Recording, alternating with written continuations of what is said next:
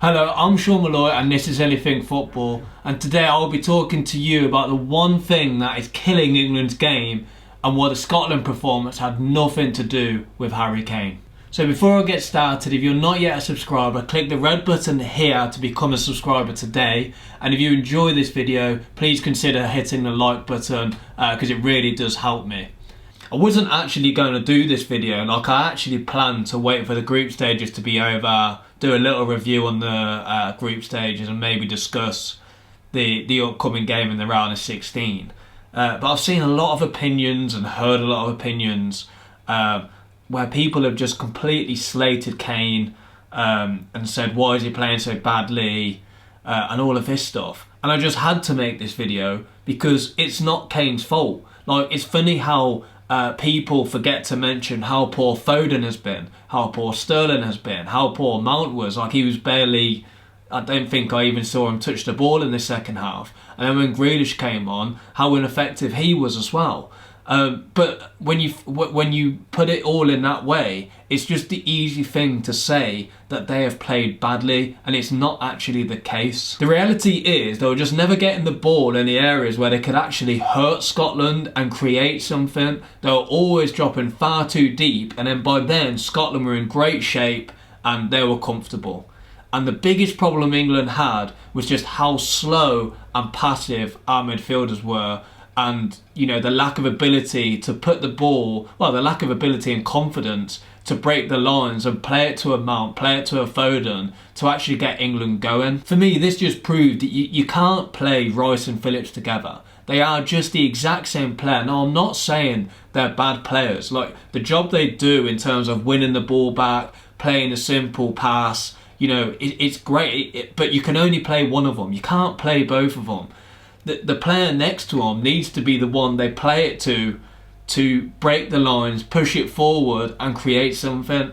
Like, when you think of France, for example, Kante and Pogba, the reason why they work so well, Kante is actually quite good on the ball, but the reason why they work so well and why Pogba's so good is because Kante wins the ball back, and 9 times out of 10, the first pass he plays is to Pogba, and Pogba's first thought is, who can I pass it to up front to make a difference?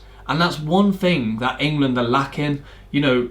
And for me, the biggest example of this actually was when Grealish came on. I remember when Grealish came on, I turned around to my dad and I said, it doesn't matter. Like, you know, obviously we know how great Jack Grealish is, but it doesn't matter. It's the wrong sub to have made, because the first thing he should have done was took either Phillips or Rice off. And the first example of this was actually a couple of minutes into Grealish coming on. Rice got the ball in the middle of the park, and Grealish, like he always does, you know, came drifting in, and he got into the perfect pocket of space. And Rice, I think he took 4 or 5 touches, and in this point, Grealish is like, pass it, pass it, pass it. I think he moved 4 or 5 times into 4 or 5 great positions. And in the end, Rice, so slow on the ball, you're thinking, go on, do it, do it. And he plays it out to shore. And the one thing with that, and that happened all game, and the one issue with this is Scotland were pressing so well, their shape was so good, they were so compact that, you know, the next step was probably Shaw didn't have any other ball to play, and he had to play it back to Rice, and then it would start again. And that was the reason why England was so passive. That is the reason why you can't blame Kane, you can't blame Foden, you can't blame, you know, Mount. They just simply didn't get on the ball to hurt Scotland. Now, this leads me to the one big change that England should make. You know, I listened to TalkSport the other day, and it was Jamie O'Hara saying Foden and Mount should be in that midfield three. For me, this is absolutely ludicrous. Like, you know, against the weaker teams, yes, I absolutely agree with that. You know, in a friendly match, let's see how it goes. And maybe in time they do, because they'll pick up discipline and they'll learn that they need to be balanced in the midfield.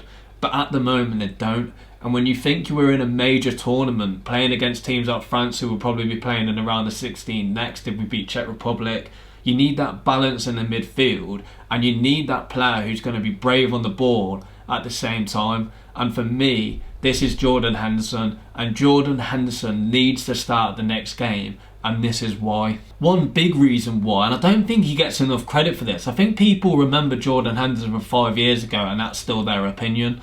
But I remember when he came on against Romania as well. He got the ball, it was constant one-touch football. Well, one touch, out of his feet and bang, who's he going to play it to? I remember him playing 3 or 4 40-yard passes to the wingers, and that is exactly what we need. Someone who's just going to break the line, switch the play, put the defence on the back foot, and that's something we've lacked, and that is something that Jordan Henderson will bring. Another big strength he has is the energy he brings to the midfield, and what this causes is it allows the fullbacks to push forward with a lot more freedom. This is something we've lacked in the last couple of games, and with him providing this, all of a sudden we will create overloads up front. We'll start penning teams in. We can start being effective in the dangerous areas, and we can start hurting teams like Scotland a lot more comfortably, because all of a sudden you've got the energy in the midfield, you've got someone who's willing to break the lines, and for me this is a big reason why Henderson needs to start. And if this happens, this is where I'll be a lot more confident of our chances going into the latter stages of this Euros. Thanks for watching, and I'll see you soon.